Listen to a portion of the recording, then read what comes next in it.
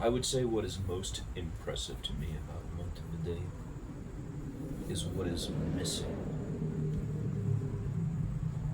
And what is missing is encroachment from, the digital generation's level of advertising. And what is missing is garishness and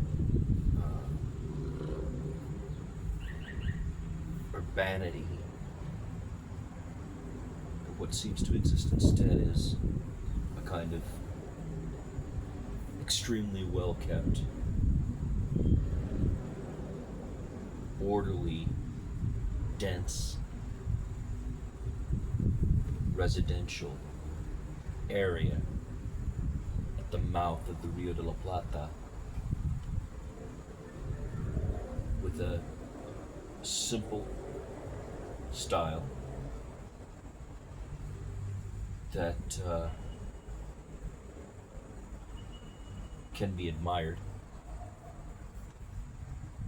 The influence of the colonial powers is evident.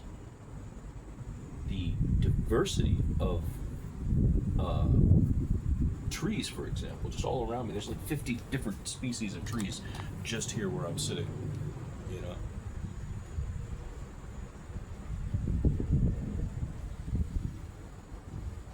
Now this is the end of summer and the temperature is finally starting to drop a little bit. So today it's 21 degrees Celsius, 70s, closer to the middle 70s rather than the high 70s. You can feel a transition right now. I think there's something happening seasonally. If we can equate this in the most basic terms to the four seasons that are used by the Europeans in their colonial traverse, it's like that feeling one has in New York City at Labor Day, or Labor Day, when the whole city feels like they're changing from summer to autumn. In the weeks that I'm here, that may be happening, and the feel of it is in the air. The humidity is dwindling. Cool winds today.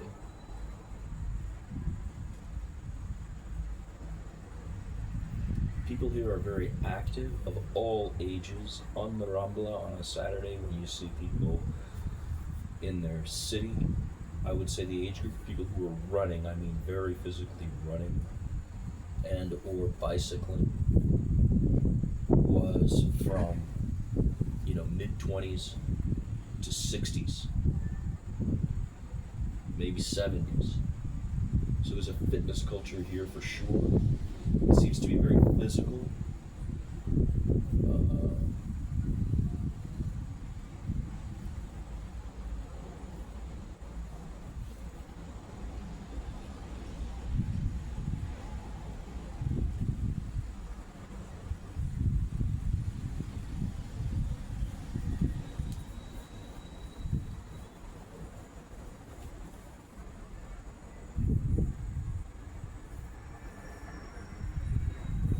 I've seen a lot of American fashion.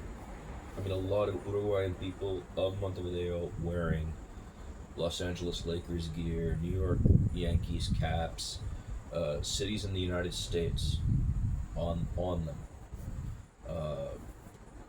as a part of the fashion here.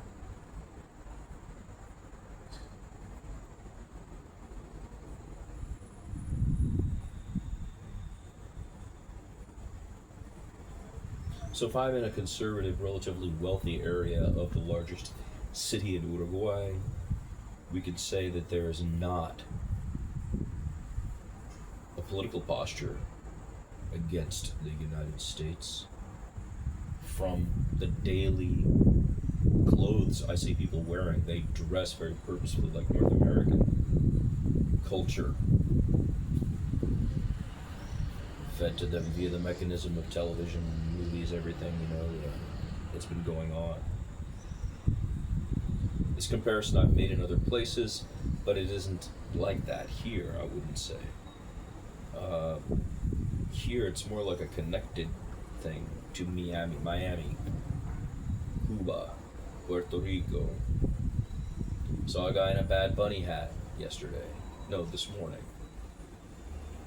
He was definitely Uruguayan, that guy. So that was cool because to have come off of that performance where Bad Bunny lists all of the nations in America and to be this far down in America Sud and see a guy with a Bad Bunny hat.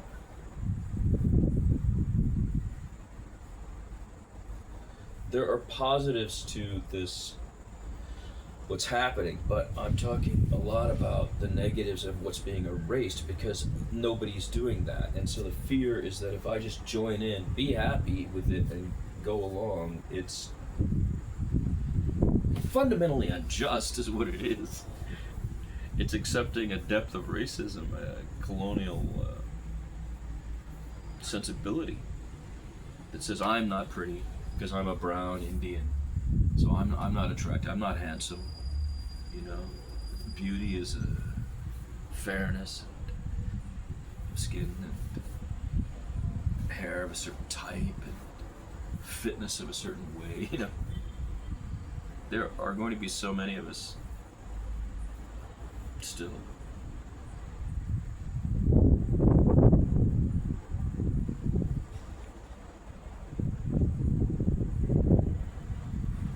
And I suppose I am like none.